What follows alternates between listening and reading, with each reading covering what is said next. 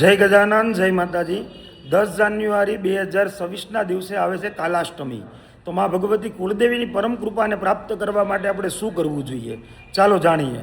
જાણતા પહેલાં કમેન્ટની અંદર જય માતાજી જરૂરથી લખી દેજો અને આ વિડીયોને શેર કરવાનું ભૂલતા નહીં। એમ કહેવાય કળિયુગની અંદર મા ભગવતી કુળદેવી જ આપણી ઉપર કરુણા અને કૃપા કરશે।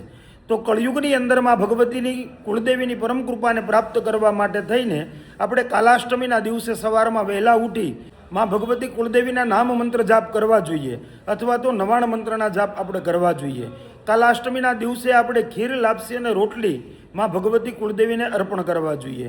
સાચા હૃદયના ભાવથી, પૂર્ણ શ્રદ્ધા અને વિશ્વાસ સાથે તમારી જે કાંઈ પણ મનની ઈચ્છાઓ છે એ ઈચ્છાઓ તમે મા ભગવતીના સ્વરૂપને નિહાળતા એ મૂર્તિ તમારી વાતને સાંભળે છે એવો વિશ્વાસ દ્રઢ કરી માના કાને એ વાત તમે કરશો તો એ દુઃખમાંથી મા ભગવતી કુળદેવી તમને જરૂરથી મુક્ત કરશે।